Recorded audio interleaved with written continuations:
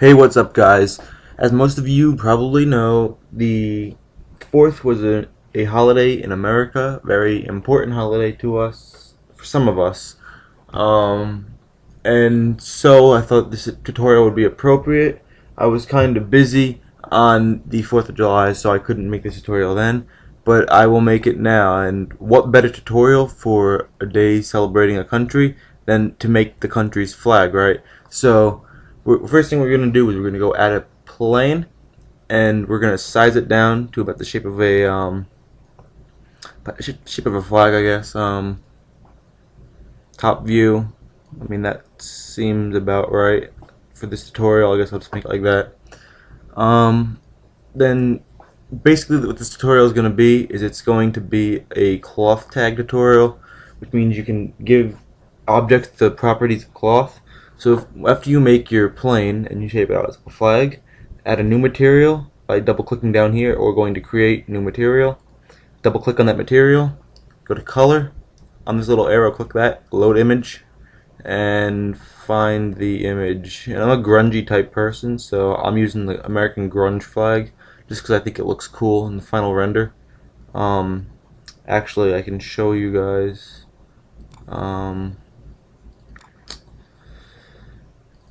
Let's see. There we go. Something like this. It just kind of gives that nice flag effect to it. So yeah. Now that you've applied it to the flag, you should do your final like resizing. I mean, that looks about right to me. It might be a little too long in the end, but you know, who cares? It looks fine by me. I don't really care. I mean, that just looks bad, so I guess the longer the better. So basically, what you got to do is, well, first thing we're going to do is we're going to rotate it 90 degrees this way on the P axis, or whatever that's what you want to call it. Y, I mean, whatever. Call it whatever makes you happy, bro. Oh, and remove specular on the flag, because the flag is not going to have a little shine on it. It just makes it look weird. Okay, so now you have a little flag here sitting doing nothing, right? That's just boring. So when you go up to tags, simulation tags. This is an R13 Studio. Other versions, it would be in some other kind of tags. Just look around underneath the tags. You should be able to find it. Go to cloth. And it's on there now. Now if we press, we forgot. Click on your plane. Click this button here, or right click, make editable, or just hit C in your keyboard, and it becomes editable. And now when you press play, it falls.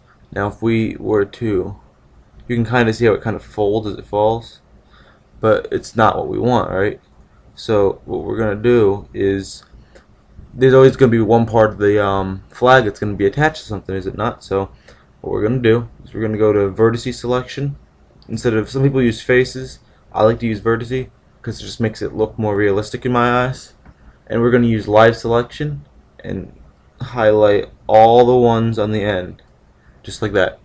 Click on the cloth tag, go to dresser, and see where it says fixed points, set, clear, show. Hit set. And what this does is, now when we press play, the flag falls, but only that part stays where it was supposed to be. So basically that would be where your flagpole would be, and we're actually going to make a quick little makeshift flagpole. Let's see. No. Okay, so drag this there, this down, so that kind of looks like it's a flagpole. I mean, this is just for tutorial purposes. And okay, so now if we press play again, it'll just fall. It'll go through the flagpole. Just kind of floats around. Now to make the flag as realistic as possible, what we want to do is we want to click on the cloth tag. Go to forces, and first thing we want to take off is self-repulsion. What this does is it prevents the flag, or at least tries to prevent it from touching itself, like, not touching itself, but like it tries to keep the edges away from each other so that they don't touch and make it look unrealistic, so they don't clip through each other. That's not what you want. You don't want to make it look like that, because it just looks completely fake then. So what we're going to do is we're not going to mess with any settings right now because this is the basic tutorial on it. And since this is the x-axis, we want the flag to be flowing in the x-axis direction. So let's raise the wind direction x up to 6. Now, if we just look at it right now, it doesn't really do much at all. It just still kind of goes where it was supposed to go before. But now what we have to do is we turn up the wind strength to 2. And let it go. You can kind of see it stops there, but it kind of tries to go back. If we render it out right there, you can kind of see, yeah, it just keeps going, and it just tries to blow itself back. That's not what we want, because a flag would not fall like that. We want it to go maybe 4.5. See if that looks good. Yeah, see, that's what we kind of want. It kind of looks a little bit more realistic that way, and then you kind of see the flags curling there and everything. Now here's the fun part where you gotta mess with every last thing. So let's just change up wind directions everywhere so that it kind of goes in multiple directions like that. Let's see, like, because that's what a flag would do. It wouldn't stay in one direction because the wind's not traveling in one direction. So just find something that looks nice. I think that looks pretty good. I mean, you could make it like a little bit more randomized, like that, and then that way it goes both on the x-axis and the y-axis. It kind of just floats around, kind of like a flag would do, and just kind of looks really cool. Let's see. I would test it on here, but I don't want to mess with the settings, so I'm not going to. We're going to make our little friend here, Bob. It's gonna be his name, Bob. Okay. Actually, his name is going to be officially Bob because Bob's awesome. Bob Dole. This is Bob. Okay, guys. Okay, so basically, we're gonna give Bob here. We're gonna give him a little fucking American flag poncho for the 4th of July. I mean, he's got to be festive, right? So let's go up here, zoom out, add this texture to him. Actually, let's take this thing and make width segments 30 and height segments 30. That way we have more room to work with. And basically, we're just gonna make it editable. Go to face selection, live selection. These should be good, I think. That should probably fit around pretty nicely, actually. And maybe wherever his hands would fold over, I think it would probably be.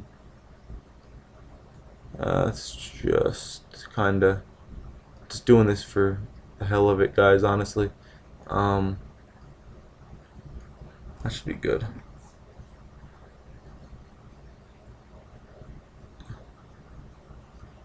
Okay, and we're gonna select all of these and delete. And basically, there you have poncho basically type thing. So what we're gonna do is we're gonna actually get rid of this. We don't want that. Well, we'll move it away. How about that? Bob will never be forgotten. Click on the plane, tags, simulation tags, cloth on the plane. And now that it's editable, everything's done. You don't need to mess with these settings. Turn on self-propulsion just for the hell of it. No fixed points, nothing. Just, and then what we do is we let it play, but it just falls right through Bob. Bob does not get to wear his poncho. But Cinema 4D comes with a special tag for any other object, which is a collider tag. It's cloth collider. Put that on, and what it does is it allows the object to act as a collision force for the object. So there goes his poncho, it falls over his head, and I was close. But there is Bob and his poncho. And they do kind of clip, which is not what I wanted. I don't even know what the hell he's doing. I think he's just... I don't know how that does that even look? Let's see. I think he looks pretty good. And that's Bob with his poncho. Oh, and another thing. You look at this flag. The flag has no depth. We don't want that because flags would normally have depth. So what we're going to do is we're going to click on this, and we are going to go to what is it? Simulate cloth NURBS. Take the first plane, which is this one, and drag it into cloth NURBS. Let me get close in on here. Basically, what it does is it subdivides and it makes it thicker. So take the thickness up to 1. 2, you could do. I don't think that looks realistic then, but 1 I think looks better. And I mean, you can mess with the settings on it. It doesn't really matter. And then we let it. Let's move it over here. Let it. Oops. Wait. We get the full flag. Let it play. And you can kind of see all the subdivision working there. It makes it a lot laggier in the playback, but it looks a lot nicer in the final image. So let's find a good frame. Actually, let me delete Bob's poncho. He doesn't deserve it.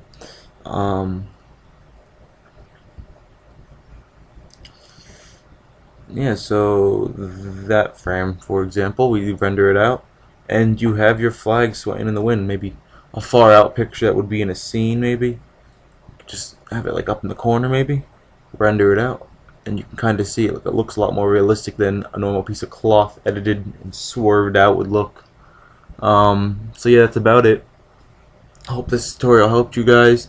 You can use this for pretty much anything, clothing, just any kind of dynamics you can think of that you'd have a use for cloth with. Anything's possible with this tag. So mess around with it, guys. Have fun with it, and like, comment, subscribe for more tutorials. I'll talk to you guys later.